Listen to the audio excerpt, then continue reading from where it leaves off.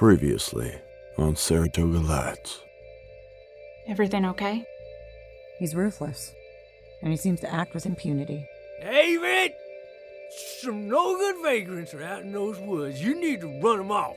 If I'm going to be elected sheriff one day, the public needs to see that I'm available to them. Bradford's the one you want. He robbed all those people, not us. Please! Because Hardigan's always available to the public. Deputy Sheriff, drop the weapon! He hasn't responded to a call in nigh on a decade. I'll return shortly, Magnolia. Keep the cornbread warm for me.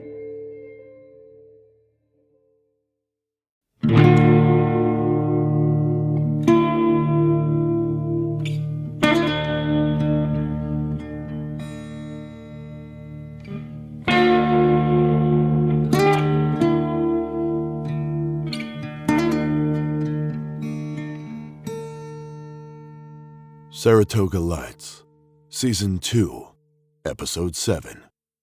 The Old Get-Together.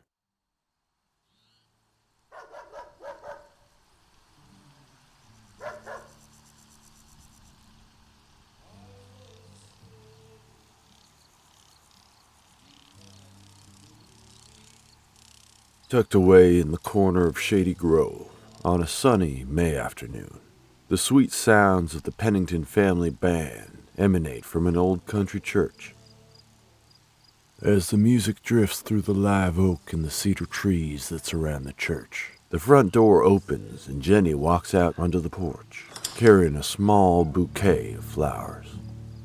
A boisterous woman with a fiery energy to match, she looks out around the yard for her friend. Jenny pokes her head around the side of the building and sees Maggie, clad in her plain white dress, peeking in through the last window of the church. She climbs down off the porch, struggling to maintain her balance and careful not to have her own dress catch on an errant nail. What are you doing? Just looking at Ava. He looks so cute. You can probably get a better view inside, where everyone's waiting for you. What do you think he's thinking right now? Go ask him, stupid. While you're at it, exchange your vows and, get married and stuff. It's really happening.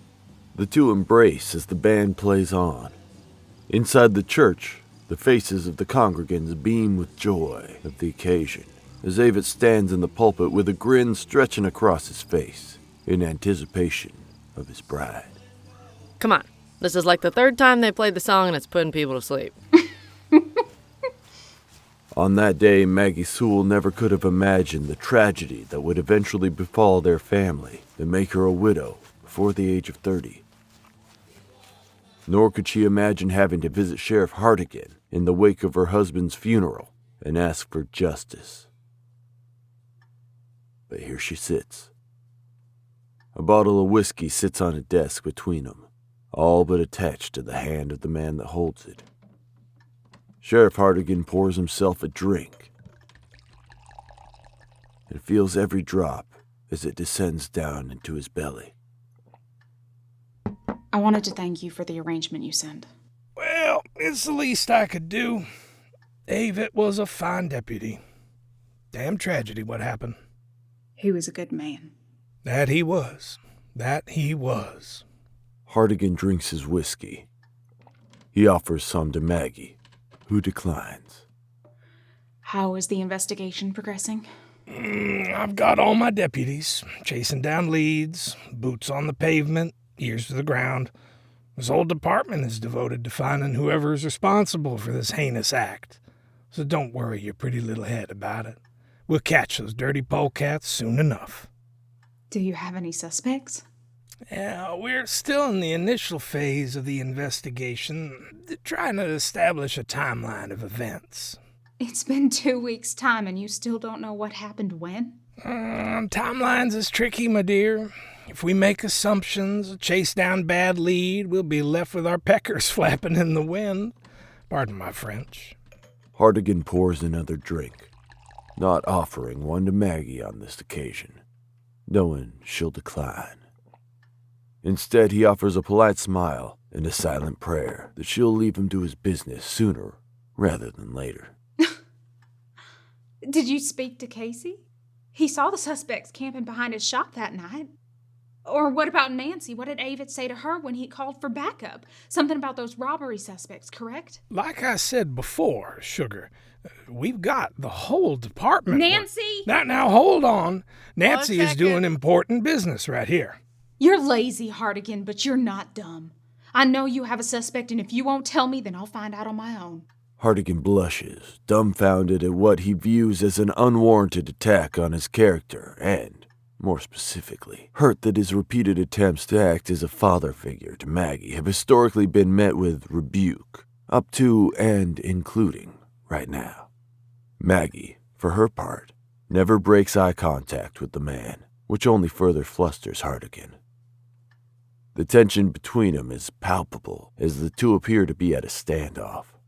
It's only broken when Nancy finally appears in the doorway, having shuffled down the hallway, still holding the roller to the typewriter, which she was in the middle of disassembling and cleaning when Maggie first called for her. Thank you, Nancy. You've been very helpful.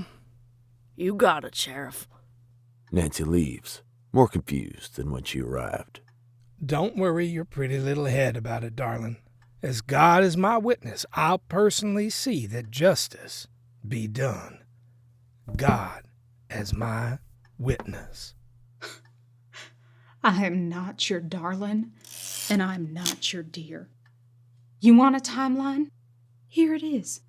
You interrupt our dinner and send him out to handle a call because Lord knows you can't be bothered to do it yourself. He calls for backup and gives a possible ID on the suspects, but before any of your deputies can respond, he's ambushed out there, left to die alone while you sit in the comfort of your den. 5 days later, you send me flowers. That's the timeline. Now, why don't you tell me who killed my husband? Hartigan sits back, resigned. He looks at the obstinate woman sitting across from him, knowing how much of a ruckus she'll raise, unless these questions are answered to her satisfaction.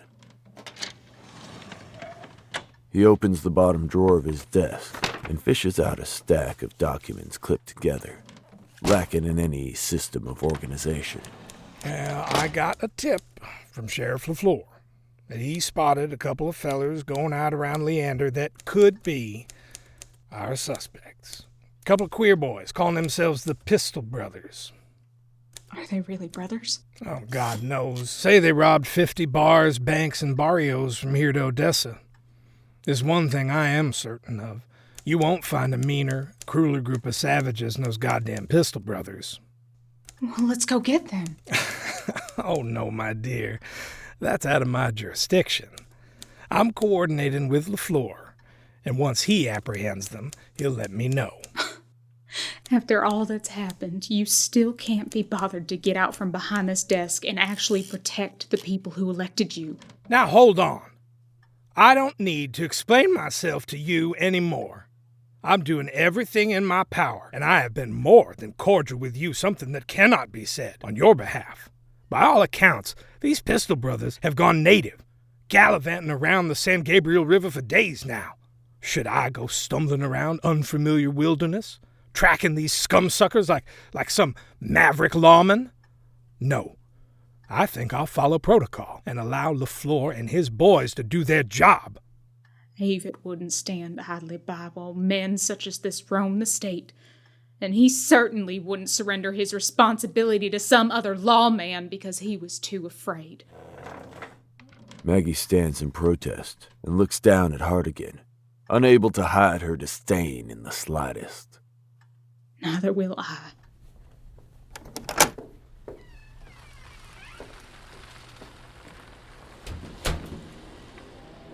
Over down Pasadena Way, where oil refineries outnumber churches 2-1, a different kind of investigation is being carried out. A rotund man, both in size and speech, stumbles out of a dance hall, clearly inebriated by a variety of drinks and substances consumed over the course of the evening.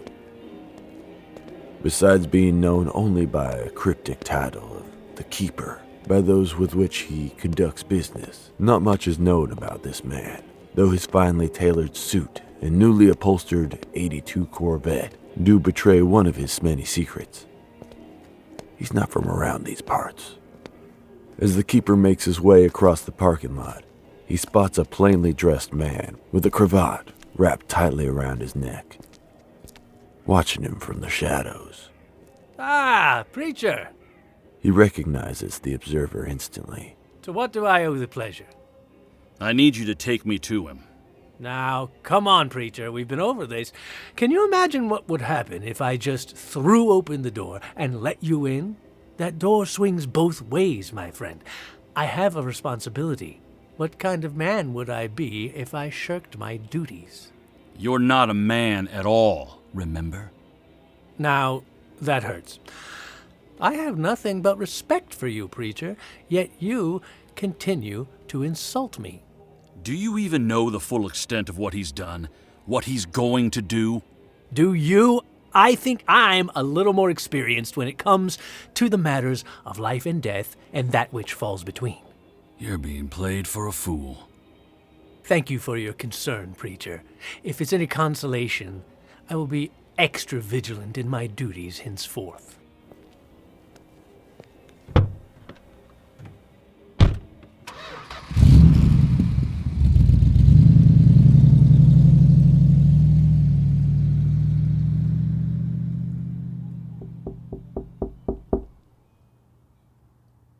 Jenny wipes the sleep from her eyes, still stuck between a dream and waking, as the blue moonlight shines through her bedroom window. She glances over to the antique clock resting on her nightstand, but before she can judge where the small and big hands lay across the face, she hears the same noise that initially woke her from her sleep. A light knocking on the door. Knowing that nothing good happens this time of night, save for that which happens in the comfort of one's own bedroom, Jenny grabs a baseball bat propped up in the corner and walks ever so lightly to the front door of the house, avoiding every warped board in the floor along the way so as to not alert the caller. She looks out the peephole and sees Maggie, illuminated under the porch light, wearing a short-sleeved tan uniform adorned with patches and pins, slightly oversized for her frame. On her hip sits a well-worn black leather holster with Avit's revolver resting comfortably inside. Maggie offers a raised hand in greeting to the door, as if she could somehow sense Jenny on the other side. Jenny unlatches the security chain and opens the door to greet her friend. Hey, is everything okay?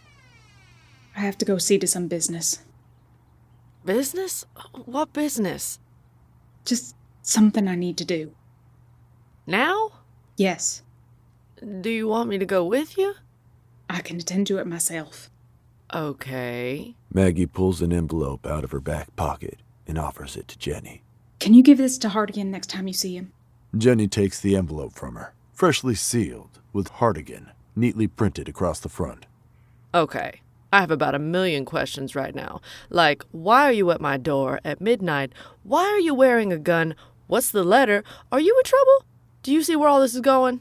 It sounds like you want a lengthy explanation about everything I intend to do. Yeah, stupid. I don't have time right now. Someday soon, but not now. Can you at least answer one question? Okay. Are you about to do something that Avit wouldn't want you to do? It's nothing Avit himself wouldn't do. That doesn't answer my question. Why do you have a gun? Sorry. One question only. I love you. Maggie puts her arms around her friend and holds tight. I love you too. They hug. Maggie walks down the steps and gets back into her car. From her porch, Jenny watches over her as she backs out of the driveway. Maggie offers one final wave before driving out of the neighborhood and turning left onto the adjacent highway. The glow from the headlights quickly fades. The clouds move across the moon. Jenny is left in the darkness of the summer night. This was in Texas.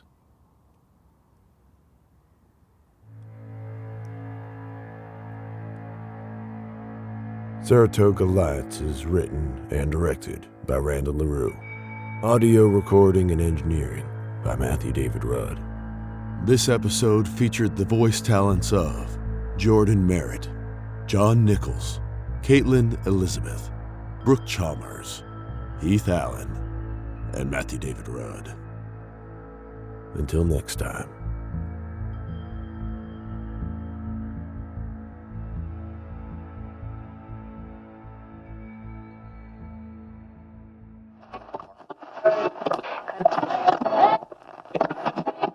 I've lived in Saratoga my whole life.